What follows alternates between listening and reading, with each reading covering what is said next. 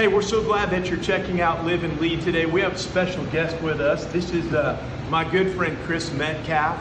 Chris is pastor of Lihue Baptist Church on the beautiful island of Kauai. And we've been here this week with them. In fact, we still have a couple of more days to go, helping Chris this week do VBS. Different ministry for me, different ministry for us, but it's a joy to get to serve with him.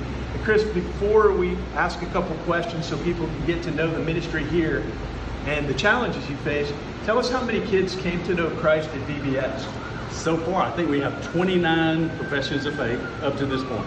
That's amazing. So 29 professions of faith. This year, how many kids have been a part of Vacation Bible School? We were limited because of COVID, so we're around 75. Normally, we'd be about 145. And it wasn't until just a few weeks ago. Actually, you do VBS for how many weeks?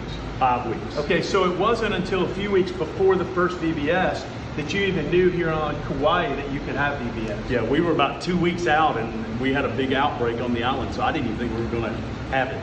But by the grace of God, here we are. And so everybody knows he does VBS for 5 weeks.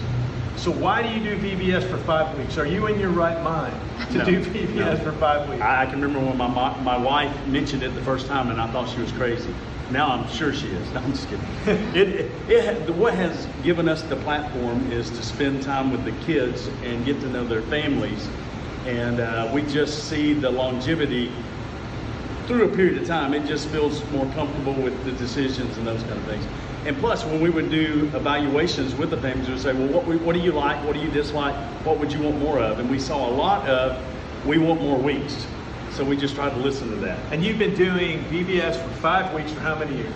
I think this is the 11th year. The 11th year. So you've been here 20 years, and for 11 of those years, this has been a huge ministry. You've seen lots of kids come to Christ. Absolutely. I know everybody watching thinks, okay, so this is Kauai, it's paradise, people come to Hawaii on vacation, but there are challenges in being a pastor on this island. And so tell us what some of those challenges are. Well, usually in most areas, you have one or two enemies of the gospel, I will say. Here we have a plethora. They are just everywhere. Not just the natural ones like the surf and the beach and those kind of things.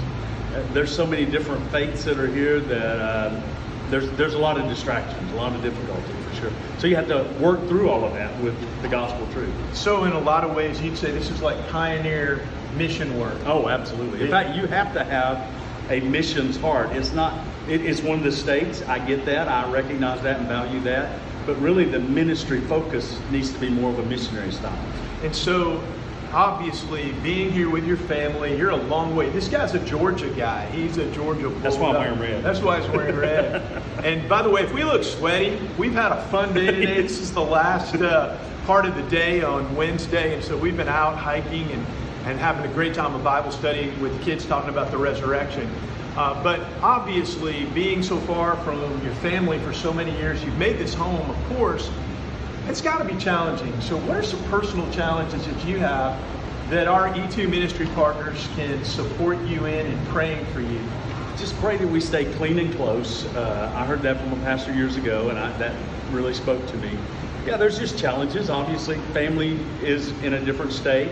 But we're making home here, and our roots are here also.